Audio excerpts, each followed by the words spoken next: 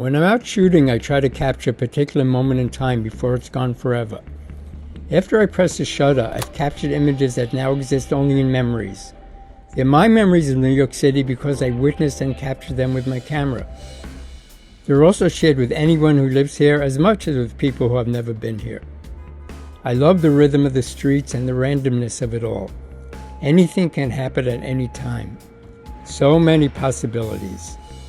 The best feeling is when I can capture an image that contains a perfect storm of subject matter, light, and composition.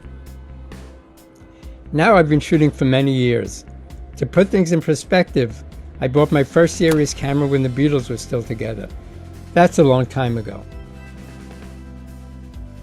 As a kid growing up in Brooklyn, my creative outlet was drawing. I was good and took art classes at the Brooklyn Museum when I was 8. I didn't get into photography until I was 18. I used to go to Mets and Yankees baseball games quite often and thought it would be fun to buy a real camera and shoot at the games. I also joined my university student newspaper, first shooting sports and then branching out to other assignments. I eventually started wandering the city streets with my 35mm SLR loaded with black and white film. I was fairly ignorant of both technique and the history of photography. I took the few photo classes my school had to offer, but was basically self-taught.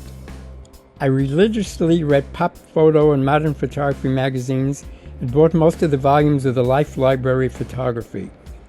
Through these books, I learned about the nuts and bolts of the medium, plus its history. Since the beginning, my main love has been black and white. It has more of a timeless feel and is one step removed from the world of color that we live in. For many years, I mainly shot black and white film. I also shot lots of color slides back in the 80s. I was sending out submissions to different magazines, and that's what the editors wanted to see. Unfortunately, I don't shoot much film these days, and I kind of feel bad about that. I just like the tactile, tangible aspect of film. When I do shoot film, I still get a contact sheet instead of having the whole roll scanned.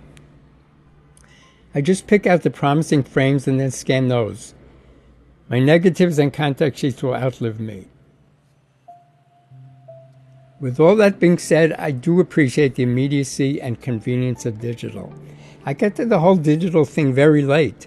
A friend gave me a point and shoot and I started carrying it around in addition to my film cameras. At that point, about 9 years ago, I didn't take it very seriously. Now another older point and shoot is my main street shooting camera. I'll decide during editing which images to convert to black and white. I'd say that I ultimately convert the vast majority, though some situations just scream out for color. Over the past few years, a number of my favorite shots are in fact color.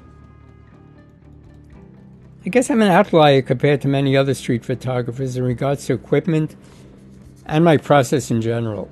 First of all, I don't own a Leica. I'm sort of joking, but I do see a lot of Leicas out there, both film and digital. I shoot with an older Canon point and shoot. Some photographers can't get enough megapixels. I find that sometimes really high megapixels tend to make the image look a bit sterile, too much of the digital look, but hey, that's just me. I've had a number of images from my point and shoot exhibited, and so far the prints have always looked great. Though I will say that I'm looking for another compact with a little bit bigger sensor. I shoot with a fixed zoom lens.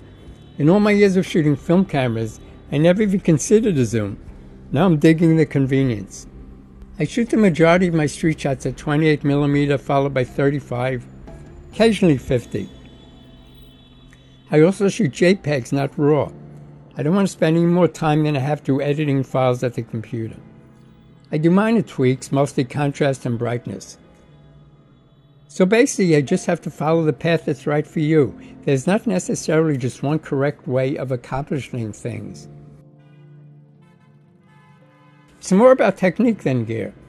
My aim is to have the viewer feel that they're right there with me in the middle of the theater or the street. Being a street photographer, I feel fortunate to live in New York City. It's certainly not as gritty as it was back in the 70s, 80s, and 90s, but it's still New York City. I think people can sense a fast, crazy pace of life here when they look at my images. I'm always asked how shooting on the streets now is different than back in the day.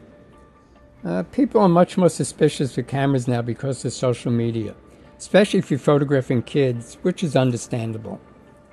In the 70s, there were very few people walking around carrying cameras. It was kind of special. Now everyone has a camera in their pocket. Also, since people are walking around staring at their phones, it's very difficult to capture really good expressions. My shooting style has changed over the years. I get much closer now, mainly shooting at 28 on crowded street corners. If I have a few extra seconds, I'll try to frame my main subject and try to layer the image. I try to be as discreet as possible. Using a small camera, in addition to some tricks I've learned over the years, make me pretty unobtrusive. Most times people don't realize that I'm taking their picture. Sometimes they think I did but aren't quite sure. Sometimes they know and just don't care. Sometimes they notice and don't like it one bit, but that happens less than you might think. When I'm shooting, I feel that I'm on the ultimate stage, with life's everyday dramas and comedies being played out. I'm drawn to the chaos that surrounds me. The most rewarding part is when people appreciate my images, whether through exhibits, books, articles, or social media. I took a long time to put out a photo book, though people whose opinions I respect were telling me to do so for quite a while. Having today's special, New York City Images 1969 to 2006, published was the best thing that happened in my career. The book and my work garnered some good press and sort of put me out there. The book's all sold out now. If I have any advice for someone starting out in street photography, it's just have fun. Don't obsess about missed opportunities. After all, street photography is mostly about failure. Things are happening very quickly. I could write a book on the photos that got away. On the other hand, when I get a really successful shot at the beginning of a day shooting, I feel that I'm now playing with house money. I can't say that I document the city because I shoot what interests me.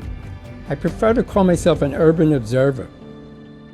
Plus, unfortunately, there's been a few gaps over the years when I had some personal stuff going on. I can't get that time back now, so I don't worry about it. After all these years, I feel that I'm more prolific than I ever was. I try to go out shooting almost every day if possible. If I'm not out, I'm involved in other photo-related tasks. It's a 24/7 commitment. I still get a thrill being out on the streets with my cameras, each time looking forward to what the city has to offer.